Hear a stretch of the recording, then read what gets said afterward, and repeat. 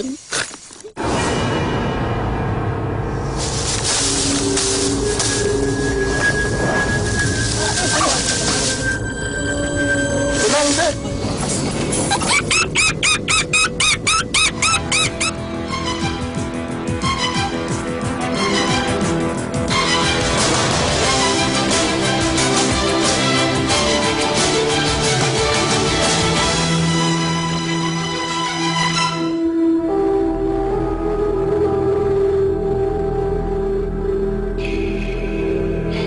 Mitos lutung dan kakek berkuku panjang membuat warga enggan melintasi tempat ini. Banyaknya cerita angker membuat tempat ini tidak berpenghuni. Seperti apa kisahnya? Bersama saya Indah Hananta, Anda sedang menyaksikan Dua Dunia. Desa Cimande, Kabupaten Bogor, punya cerita. Tersebutlah perwujudan lutung, hewan sejenis kera, dan kakek berkuku panjang di sebuah lahan. Tak heran, banyak orang merasa terganggu dengan penampakan itu. Lahan ini pun tak terjamah warga. Kami mencoba melihat lokasi tersebut. Kami penasaran, apa benar mitos itu? Dalam perjalanan, Umi seperti mengalami gangguan gaib. Saya belum tahu apa yang terjadi sama Umi, tapi tiba-tiba saat kami menuju lokasi, Umi mual ya, dan dia bilang kepalanya dia pusing, makanya Umi pindahnya ke belakang. Tiba-tiba ada yang berubah pada dirinya.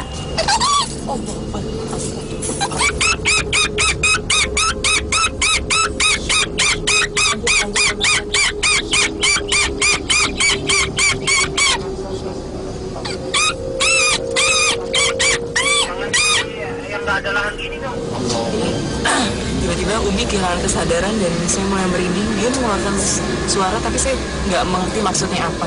Kita lihat sekarang Ustadz mulai mendoakan Umi ya. Dia pas.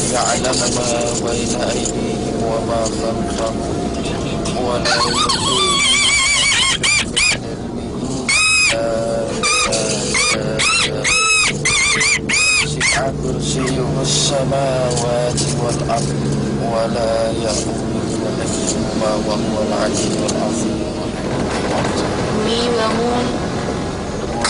Alhamdulillah, Pak Hakim Bawazir yang menemani kami bisa mengatasi situasi ini.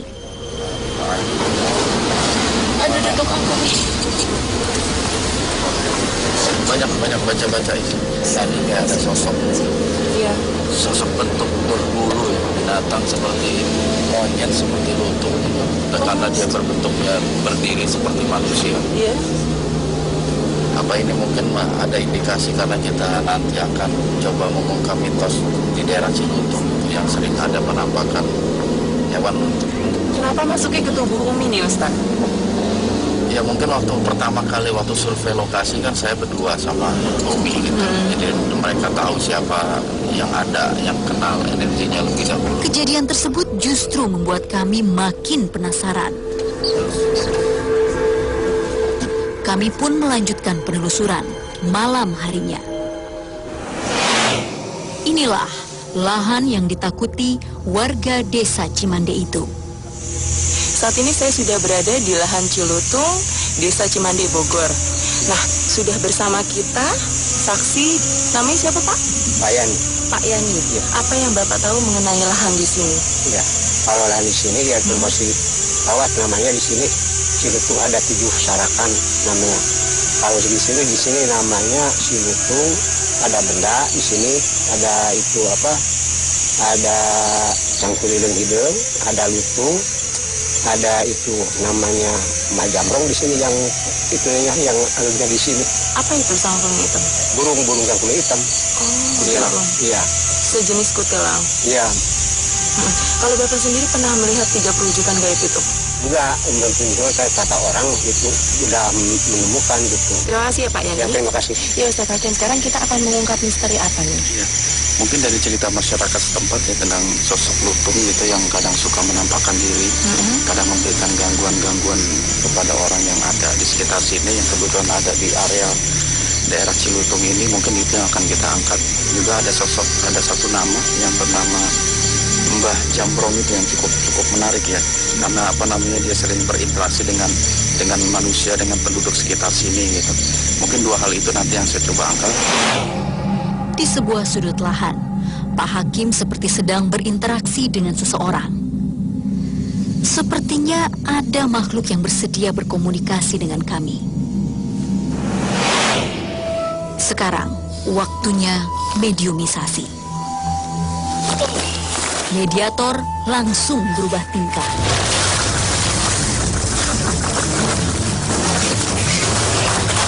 Waiting, terus paskan gambar.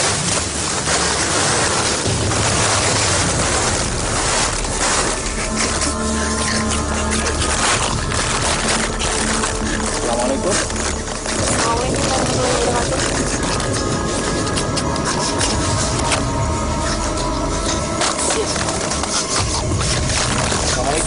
Assalamualaikum. Kenapa? Ya. Siapa Anda yang masuk ke tubuhnya Mas Adi? Oh, yang disebut Cilutung. Oh, Anda Cilutung. Yang tadi suka mondar-mandir di sini. Udah berapa lama di sini? Udah berapa lama sampai di tempat ini? Oh, udah lama. Sejak kapan? Berapa ratus tahun yang lalu? Kenapa Anda memilih tempat ini untuk Anda tempati? Oh, dulunya Anda sebagai apa? Menangis. Kenapa Anda menangis?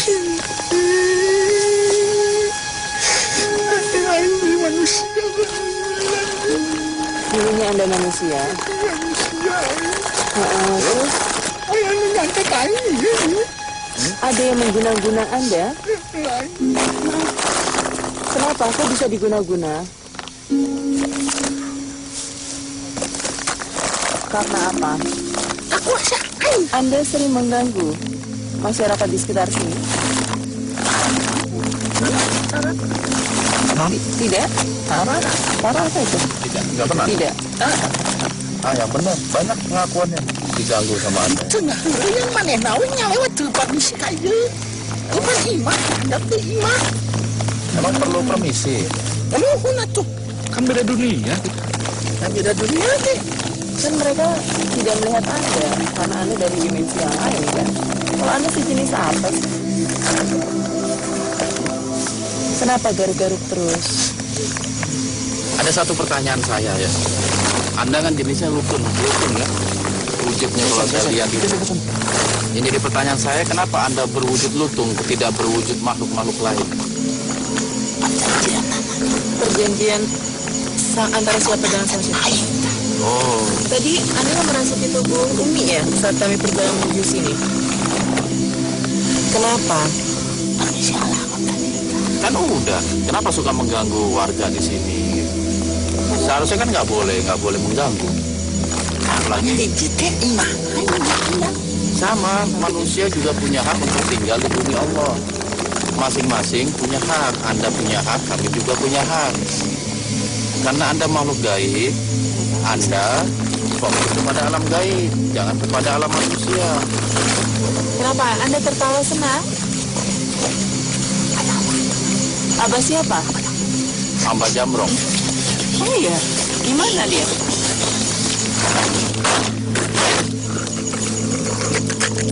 Kenapa Anda memberi salam? Iya, Abah Anda? Abahnya mau masuk nggak? Mau. Tak lama kemudian, mediator tak sadarkan diri. Saya kira mediator sudah siuman. Ternyata saya salah. Apa yang akan terjadi? Tetap di dua dunia. Tenang, Abah.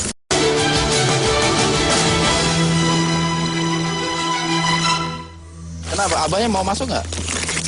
Mau.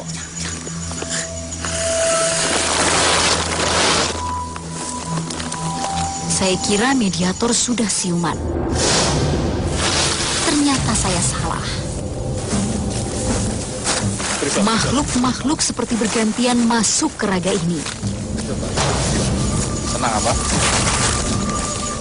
Tenang, kita hanya bicara baik-baik ya. Tenangkan diri Anda karena kami tidak berniat menyakiti Anda. Kali ini, makhluk yang merasuk berlagak seperti jawara. Menunjukkan beberapa jurus ya. Salam, salam.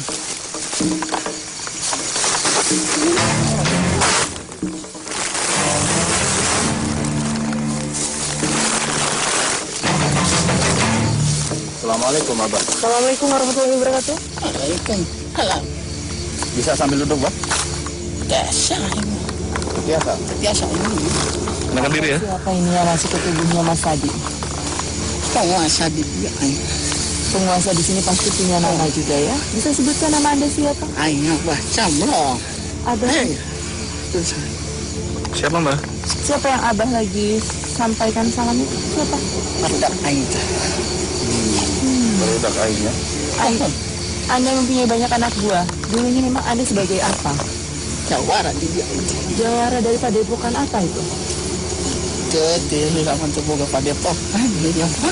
Belajar sendiri ya Mbak ya? Suara. Abah suka ngeganggu masyarakat sini? Sekarang yang terganggu paling nggak suka impi. Anda suka masuk ke mimpi orang. Masa kadang ngeri. Dalam mana weh kita kau urus.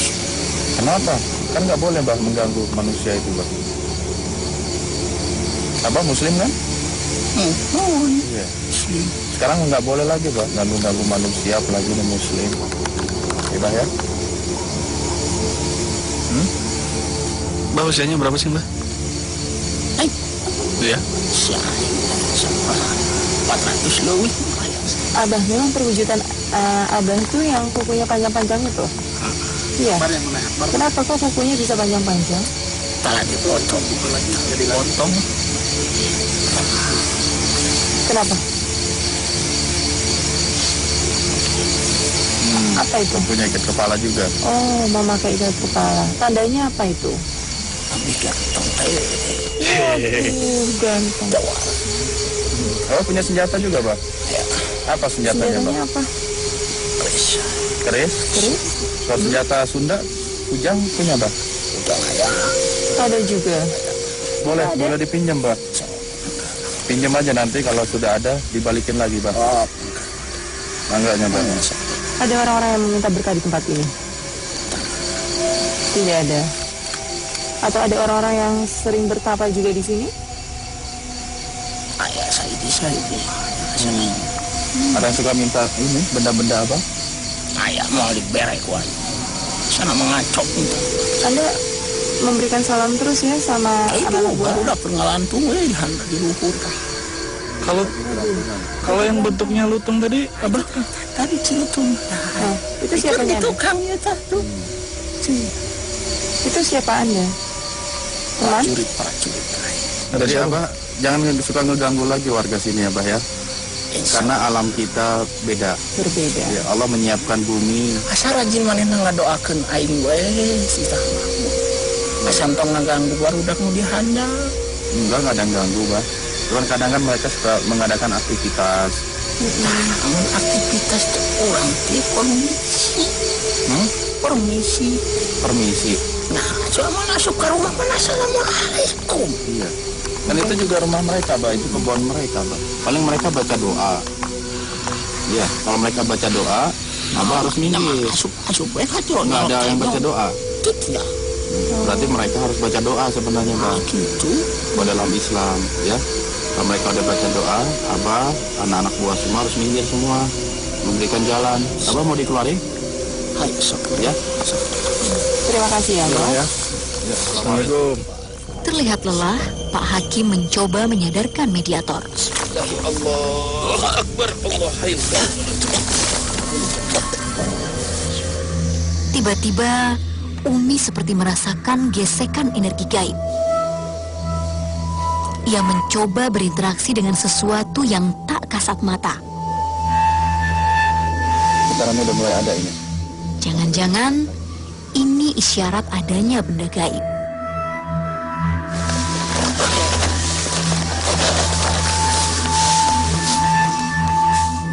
seperti merasakan tarikan energi. Tahan Umi, jangan sampai ketarik. Gimana? Yang kuat. Kayaknya aku nggak mau deh. Kenapa? Kayaknya sini kayak ada, kayak bendanya kayak besi. Besi? Senjata bukan? Warnanya gelap. Warnanya Udah gelap. gelap. Aku nggak ngerti bentuknya. Senjata bukan? Bukan. Keris? Yang jelas dia keras, Keras. kayak besi gitu. Tangannya mencoba meraba di mana energi tersebut berasal.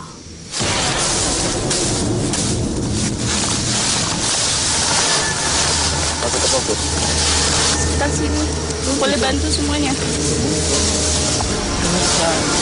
Saat kami mencari keberadaan benda tersebut, tiba-tiba Umi terpental.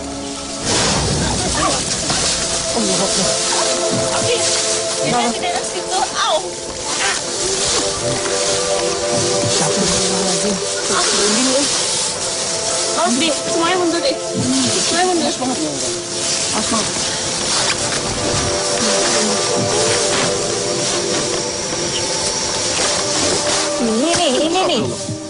Ini nih. Terlihat sebuah benda di rerumputan. Bersamaan dengan itu, Mas Sadi yang tadi jadi mediator hilang kesadaran. Siapa gerangan makhluk ini? Benang kau. Kamu nangan desa. Mbak Jambrong ini? Kita doang. Itu yang maksud Anda? Benda gaibnya? Itu punyanya Mas Jambrong ya? Nah, ini bisa kita ambil Enggak, sok. atau hanya dipinjamkan terus nanti dikembalikan lagi? Oh, mau dibalikin lagi ini? Terserah saya. Oh, buat saya. Oke, buat Mas Hakim ya. Ada fungsinya gak sih Mas Jambrong? Ini dulunya untuk apa gitu? Oh, alat karungnya. Belum sempat kami berdialog lebih lama, makhluk ini meninggalkan tubuh Mas Sadi. Mas Sadi, Tadi?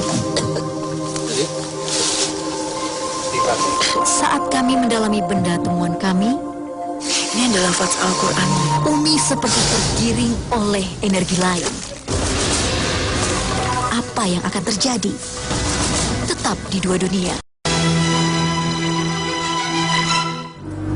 Saat kami mendalami benda temuan kami, Ini adalah lafaz Al-Quran. Umi malah terseret energi yang lain. Kenapa?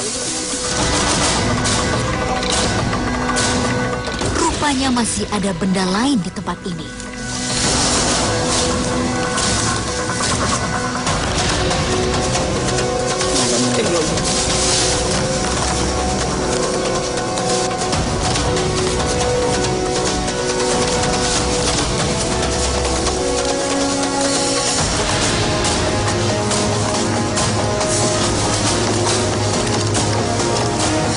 Udah angkat, bismillah.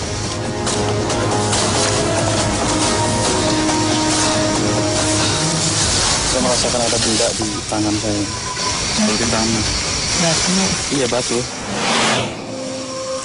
Ini Mas Hakim yang sudah kita temukan. Ada kujang sama Batu yang tadi batu. ya. Ini kenapa kujang ini diberikan nih sama Mas Hakim? Kenapa? Iya, saya juga kurang paham ya kenapa ini dikasihkan. Mungkin sebagai cenderamata dan bukti bahwa benda ini memang dulu pernah dipakai oleh pernah masuk ke alam mereka gitu. Dan kemudian ditampakkan lagi, dikembalikan lagi ke alam manusia. Karena memang benda ini milik manusia awalnya itu. Karena mungkin disalahgunakan atau gimana dia masuk ke alam gaib gitu. Dan di sini kalau kita lihat ada lafaz Arabnya ya yang bertuliskan Bismillahirrahmanirrahim. La quwata illa billah. Terus ini la haula wala quwata illa billahil aliyil azim. Terus ada tulisan Muhammad. Iya, Muhammad. Ada tulisan Ar-Rahim ya. Jadi ini memang yang megang ini Islam ya. Dari sebagian saudara-saudara kita yang banyak yang menganggap bahwa benda ini bisa membawa keberuntungan, membawa manfaat gitu. Padahal itu semua keyakinan kita harus tetap kepada Allah Subhanahu wa Ta'ala. Lalu tadi kita dapat batu juga. Ini batu. Saya juga nggak tahu ini batunya apa gitu, yang jelas ya ini sebagai bukti aja bahwa alam gaib pun memiliki benda-benda yang terkadang dimiliki alam manusia, lantas dia bisa ke alam gaib gitu. Tadinya dulunya punya manusia. Iya. Ya, Mas Hakim, kesimpulan apa yang bisa kita petik dari liputan kita malam Ya, ini? banyak sekali hal-hal yang kita bisa ambil dari perjalanan kita malam hari ini. Yang pertama adalah kawasan ini kan memang terkenal cukup angker oleh lingkungan masyarakat karena banyak sekali gangguan-gangguan. Dan Islam melalui sabda Rasulullah SAW mengajarkan kepada kita ketika kita hendak mendatangi, melewati tempat-tempat yang angker, yang kita anggap ada penghuni dari makhluk jin gitu, ada doa yang Rasulullah ajarkan kepada kita, yaitu kita membaca a'udzubi kalimatillahi tammati min syarri ma khalaq. Itu baca 3 kali ketika kita akan melewati atau menghampiri tempat-tempat yang kita anggap sebagai tempat yang angker. Itu yang pertama. Yang kedua, bahwa alam gaib pun memiliki benda gitu. Mereka mempunyai benda-benda gaib yang memang bisa diberikan atau dikeluarkan, ditampakkan ke alam kita gitu, tanpa kita harus menarik dan selain sebagainya. Artinya kalau mereka memang ingin memberi itu bisa mereka lakukan gitu. Karena hakikatnya dunia ini milik makhluk-makhluk ciptaan Allah gitu. Manusia, jin, hewan, tumbuhan dan lain sebagainya merupakan makhluk-makhluk ciptaan Allah. Dan selayaknya lah kita sesama makhluk Allah hanya tunduk kepada Allah dalam kita menjalani hidup dan kehidupan kita di alam dunia ini, tidak saling mengganggu, tidak saling bersinggungan gitu, agar terciptalah sebuah kedamaian. Dalam penelusuran kali ini, kami banyak membuktikan adanya benda gaib. Satu hal harus diingat, semua terwujud karena kekuasaan Tuhan semata. Ini namanya kujang ciung, karena masih ada juga kujang-kujang dalam bentuk yang lainnya. Kemudian kujang ada yang bermata 5, ada yang bermata 3. Nah, dari bentuk dan dari jumlah matanya saja, kita bisa melihat siapa pemegang dari kujang ini dan statusnya sebagai apa. Nah, oleh sebab itu, kujang selain dari sebagai senjata, selain juga sebagai benda pusaka, ini juga sebagai sebuah simbol status sosial pemegang kujang itu sendiri. Kalau yang mata 3 itu untuk biasanya digunakan oleh putra dan putri bangsawan. Dan ini mungkin oleh pembuatnya diharapkan memiliki kekuatan-kekuatan supranatural dengan diisikan atau dengan dituliskan pada proses pembuatan kujang ini. Dan saya cukup yakin bahwa pembuatan kujang yang ada nuansa huruf Arab ini adalah bukan kujang masa awal, tapi kujang yang diproduksi, kujang yang dibuat di tengah-tengah masyarakat Sunda ketika sudah masuknya agama Islam di Tatar Sunda. Tertariknya benda pusaka dari alam gaib berwujud ke alam manusia tidak akan terjadi tanpa kehendak dari Sang Pencipta. Terima kasih Anda sudah menyaksikan 2